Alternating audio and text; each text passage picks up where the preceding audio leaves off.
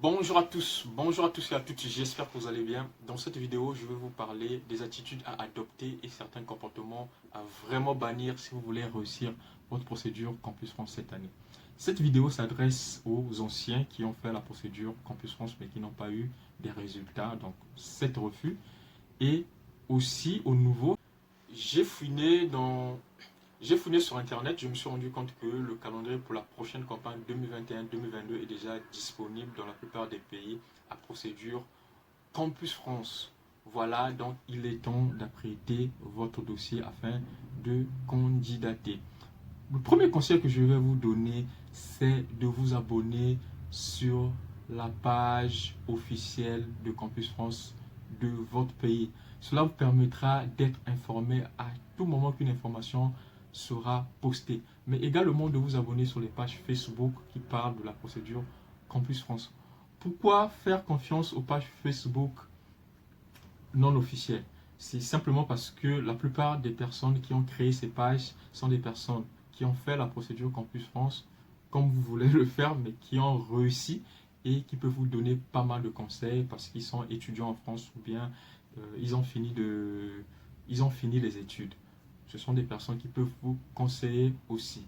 Donc, conseil numéro un, abonnez-vous sur la page officielle Facebook et abonnez-vous sur les pages Facebook non officielles, mais aussi sur les chaînes YouTube pour être informé des nouveautés sur Campus France.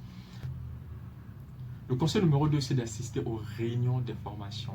C'est comme ça, c'est vraiment classique. C'est un truc à ne pas rater. Si vous voulez vraiment réussir votre procédure, vous allez bénéficier énormément de conseils et ça vous permettra d'avoir une vue d'ensemble sur la procédure Campus France. Vous ne pouvez pas faire la procédure Campus France sans savoir qu'est-ce qu'il faut, sans avoir une vision globale de la procédure, de A à Z. Donc, euh, de la candidature à la préparation au départ vers la France. Je vous conseille vraiment d'assister à ces réunions parce qu'au cours de ces réunions, vous pourrez poser toutes les questions que vous voulez poser concernant la démarche Campus France. Les conseillers vous éclairciront concernant la procédure Campus France. Après, il n'y aura plus des zones d'ombre. Vous serez informé. En tout cas, quand je dis informé, vous aurez toutes les informations nécessaires. Et vous pouvez assister autant de fois aux réunions d'information. Si vous avez assisté à une précédente réunion et que vous avez des nouvelles questions que vous voulez poser, vous pouvez assister à une réunion suivante. Voilà, donc c'est à vous de voir si vous avez vraiment du temps, assister aux réunions d'information. Voilà, ça vous permettra d'éviter des agences parce que je trouve ça un peu bizarre. C'est vous qui voulez aller en France et vous confiez votre dossier auprès d'une agence. Mais quand vous confiez votre dossier auprès d'une agence où vous n'aurez pas le contrôle de ce compte, ça veut dire qu'ils vont remplir le dossier comme bon leur semble. Ils vont choisir des filières que vous ne voulez même pas faire. Vous voyez, c'est même bizarre. Après, ils vous taxent des montants énormes, voire 500 euros, tandis qu'ils vont faire la même chose que si vous le faites vous-même. Ils vont créer un compte, ils vont joindre vos bulletins, ils vont vous écrire. Voilà, je vois. C'est là le problème. Je crois que le véritable problème, c'est le projet professionnel. C'est le projet professionnel. Parce que plusieurs étudiants, quand ils entendent parler du projet professionnel, ils se disent que c'est un truc extraordinaire, voilà, compliqué à écrire, alors que c'est un truc qui est vraiment simple. Il faut juste respecter une structure. C'est vous qui savez ce que vous voulez faire. Projet professionnel, c'est juste dire ce que vous voulez faire à l'issue de votre formation. Quel métier vous voulez exercer. C'est tout. Et après, il y a une certaine formulation, mais ça, vous le trouvez sur Google. Il y a des chaînes YouTube qui en parlent, qui vous montrent comment rédiger un projet professionnel. Donc, je ne vois pas pourquoi vous voulez confier votre dossier auprès d'une agence alors qu'ils vont faire comme vous. Vous voyez, donc il n'y a pas une recette miracle. Mais après, voilà, je ne suis pas là pour faire la mauvaise publicité, mais c'est aussi normal. Si vous êtes fainéant, vous voulez rien faire, mais ne cherchez pas que les gens puissent faire la procédure à votre place, parce que c'est ce que je vois dans des groupes, les gens qui n'essaient même pas d'écrire une lettre de motivation et qui veulent qu'on puisse écrire une lettre de motivation à leur place.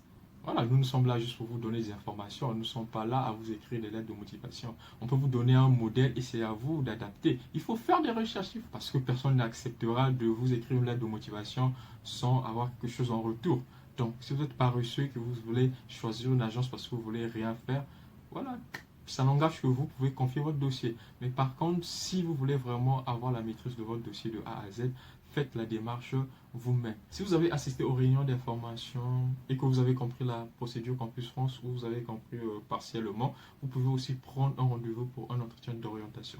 Au cours de cet entretien, vous pouvez poser des questions, mais il faut aller avec quelque chose. Déjà, établir la liste des écoles où vous voulez postuler et aussi vous pouvez faire lire votre projet professionnel. Et après, le conseiller qui sera devant vous pourra juger, pourra vous dire s'il y a des trucs à modifier ou pas.